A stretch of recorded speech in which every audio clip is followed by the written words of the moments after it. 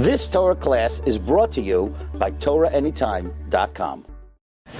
Okay, Bruchim Haba, welcome everyone. Shalom Aleichem, Agon Erev Shabbos. We have three amazing subjects to discuss this morning. I'm going to begin with a public service announcement. Bez Hashem Matzoi Shabbos. Our shul is having its annual campaign. And for those who don't daven in our shul, but the Beis HaMedrash is sort of the Torah center of all the Shiurim, so please consider partnering with us and whatever you could do to be Mishtatef, Tavei Alecha, Bracha. Now, if I may say, it's a very good investment because Chazal tell us that Asidim Batei Knesios Batei Midrashos of Bavel are going to go to Eretz Yisrael. But that does not apply to every shul. This is important to know. Not only that, it doesn't even apply to every shul in Eretz Yisrael. Because Mishabura brings that in a shul where they talk, not only will not go to Eretz Yisrael when Mashiach comes, it will not even remain a shul before Mashiach comes. Eventually, it does not have endurance. So Baruch Hashem in our shul, we're very careful, there's no talking, and therefore we're vouchsafed that it will make its way to Eretz Yisrael. So some people say they only invest in capital in Eretz Yisrael. So this should be included in the investment plan. Because even people could give money to shuls in Eretz Yisrael and they will not asidin likanes. Anyway, we're pulling up the Marmakomis. I'm putting on the Marmakomis so you could see here on the screen. Bez Hashem, tomorrow night the campaign begins. You could see, if you sign up to our email, you could see the Marmakomis, you could see some of the promotional material. You could also see it on our site, rabbidg.com. The first share today is insights on Parsha Shelach. Okay, here we go. The first thing is, where were the Meraglim sent from? And let's discuss what was the ramifications of the Meraglim. We know we're in Golus today because of the Ched of the Meraglim. The Pasuk says in Tehillim, Vayisa Yador Lahem Ulazaroisam Ba'aratzos, that God swore to scatter Klal Yisrael in the exile because of the Ched of Meraglim. What exile are we in today? The final exile. We know there's an idea the final exile is Golus Edom and Golus Yishmael. The last exile is Golus Yishmael, which means that we are in Golus, capped off, culminating Golus Yishmael because of the sin of the Meraglim, which is interesting because the Meraglim were sent from Midbar Paran, which is the land of Yishmael. So it is certainly of note that the location which caused the Aveira, which is responsible for us being in Golus Yishmael, the final Golus, comes from the land of Yishmael. It's no coincidence that the Eretz Yishmael was Goyreim, the Golus that we're in today, which is Golus Yishmael. Perak Yudalid, Pasuk Gimel. Haloi toiv lanu shuv Mitzrayma. There's a mercha kfula. Excuse me. Haloi toiv lanu shuv Mitzrayma. There's a mercha kfula on the word toiv. Mercha kfula generally means there's a double meaning here. Ayin, the pasuk where the food was brought to Yitzchak Avinu, Vayave loy yayin vayesht, where there's a mercha kfula. Reb Chaim Kanievsky interprets that there are two meanings. So we could apply the same over here. What were Klal Yisrael saying? Haloi toiv lanu shuv Mitzrayma. It was better in Mitzrayim. I believe they meant it was better in Mitzrayim in two ways, because the beginning of the pasuk says, Lama Hashem mevi oisana el aretz hazois linpa b'acherev. Why did you bring us to this land to fall by the sword? Nosheinu v'tapenu yilvaz. Our women and children will be plundered.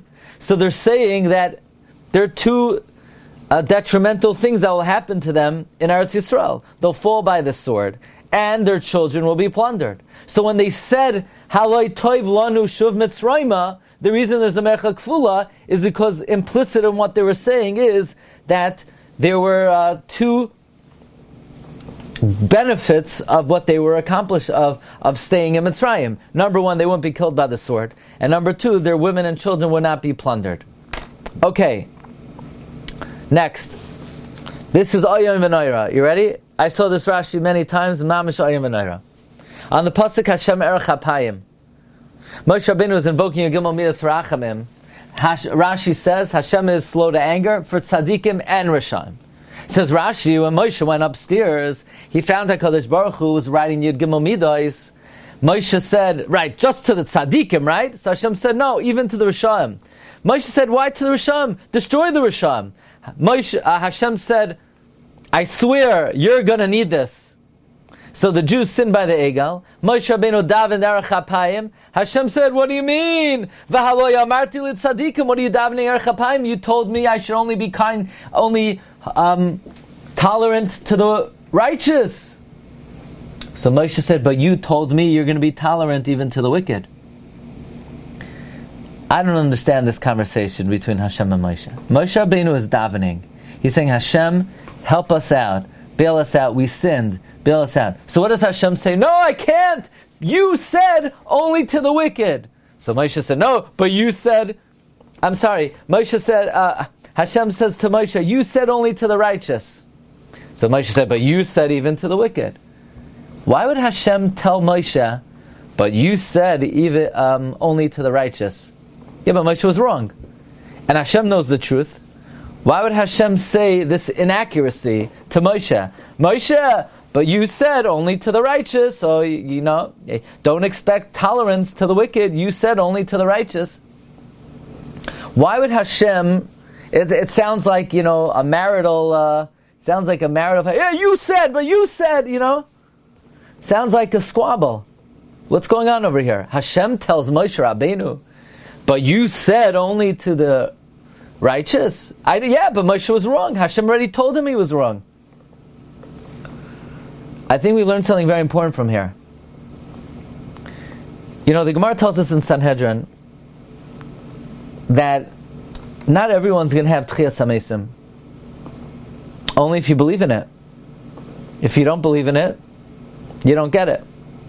Not only that, not only do you only get something if you believe in it, you only get something if you value it. We know that because David HaMelech disparaged clothing, so when he was older, clothing just didn't work for him.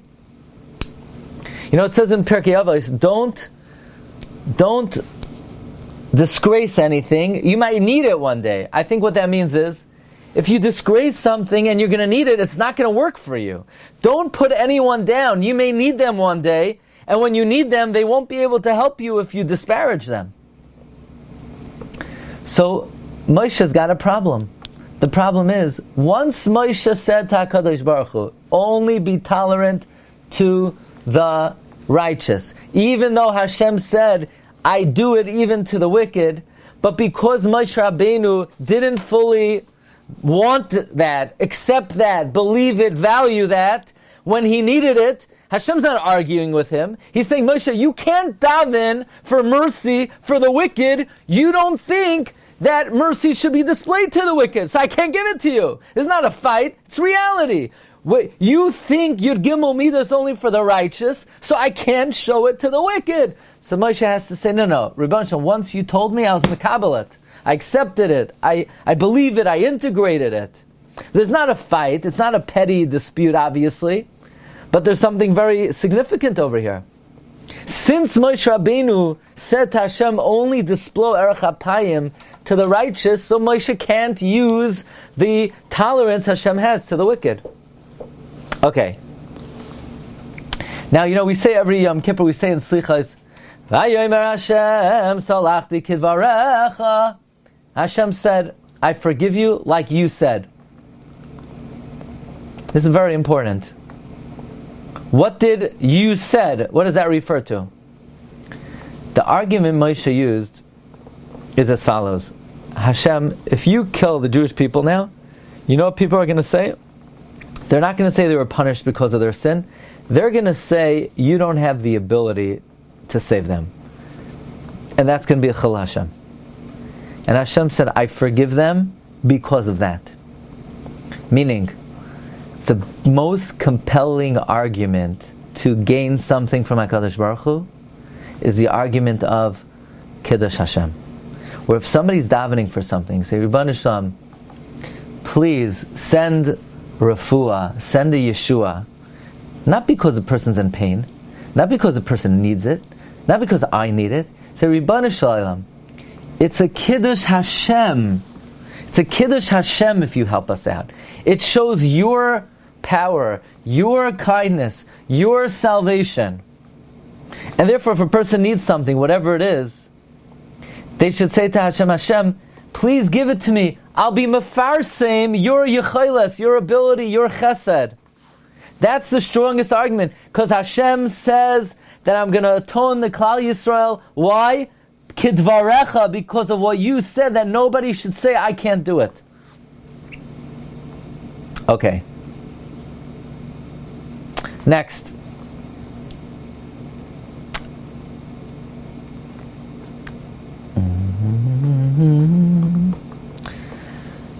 We know that it's interesting. In the Chumash, the word for love is yediyah. Ki yedativ laman asher yitzave es banav es beisai achra v'shamru derech Hashem la'asoi tzedakah mishpat. You know,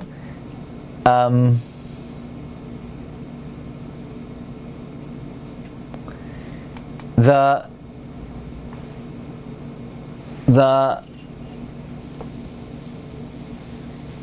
Hashem says, you know why I love Abraham? Ki yedativ. Not that I know him, I love him. So Hashem says to Klal Yisrael that those who are between 20 and 60 will die out, and the children will come in. V'yadu es ha'aretz asher ma'astem ba. Look very carefully at these words. V'yadu es ha'aretz asher ma'astem ba. They will know the land that they despised. What does it mean, they will know the land that they despised? They will know the land that they despised. The opposite of despising is not knowing, is it? And the answer is yes. Knowing in Lashon HaKodesh means to love. You can't love something if you don't understand it, if you don't know it. So that's the Lashon of the Pasuk. This is a prime example of V'yadu es ha'aretz asher ma'astem ba. You will know the land that you despised. So we see that Yediyah is the opposite of disgust, like we find by Avram Avinu. Now, this is very interesting. The pasuk says, when you look at tzitzis, uzachartem es kol mitzvos Hashem. You will remember all the mitzvahs. How will you remember the mitzvahs? So Rashi says, well, tzitzis is gematria, 600. And there are 8 strings and 5 knots. Taryag. There's something very important in this Rashi. And that is, we think, Rashi's saying a nice remez. Rashi's saying a nice gematria. Rashi's not saying a remez. Rashi's saying pshat in a doiraisa. That when you look at tzitzis, you're supposed to remember the mitzvahs. How? When you look at tzitzis, you need to think tzitzis is gematria 600. There are 8 knots and 5 strings. Rashi's not telling you a dvar Torah. Rashi's not telling you something to say over at the Shabbos table. Rashi's telling you the meaning of the Da'iraisa, that you should look at tzitzis and remember the mitzvahs of Hashem, which means you are required that when you look at your tzitzis to make a computation that tzitzis is 600, the knots are 5 and the strings are 8. This is not a Dvar Torah, it's an obligatory computation you need to make when you look at tzitzis. I think, you typically read Rashi. Yeah, Rashi is telling you a nice vart. Rashi is not here to tell you divrei Torah. Rashi is telling you pshat. How do tzitzis remind you of Hashem? That this well-known remez is something you need to compute when you look at tzitzis. Okay. Then Hashem gave me a great gift. We know that the end of the Parsha Meraglim is tzitzis. And the question is, what's the connection between tzitzis and the meraglim? So simply, the meraglim were charged, the re'isem ha'aretz mahi, and by tzitzis you find the re'isem ha'isai. And Rashi says, in other words, v'loi sasuru. Rashi quotes that sasuru means to spy, like the meraglim. So we're learning now Mishnah Berurah. Now we're learning Hilchos Tefillin. I was looking in Hilchos Tzitzis recently, in Siman Yud Aleph. Does anybody know how many windings are supposed to be on the tzitzis? How many chuliyos? 7, 9, 11, 13. 7, 9, 11, 13, the Shulchan Aruch says. Total of 40. What's 40? 40 is Hashem Echad. Yud Kei Vav Kei is 26, Echad is 13, and Ima Kollel is 40. Comes the Mishnah Berurah, and the Mishnah Berurah quotes the Arizal. It's not 7, 9, 11, 13, it's 7, 8, 11, 13. The windings on your tzitzis are 7, 8, 11, 13. When I was a little kid in camp, we had a Rabbi Sherman, and we made tzitzis, and as we made the tzitzis, we sang 7, 8, 11, 13, 7, 8, 11, 13, 7, 8, 11, 13. Okay. Do you think that that's coincidence?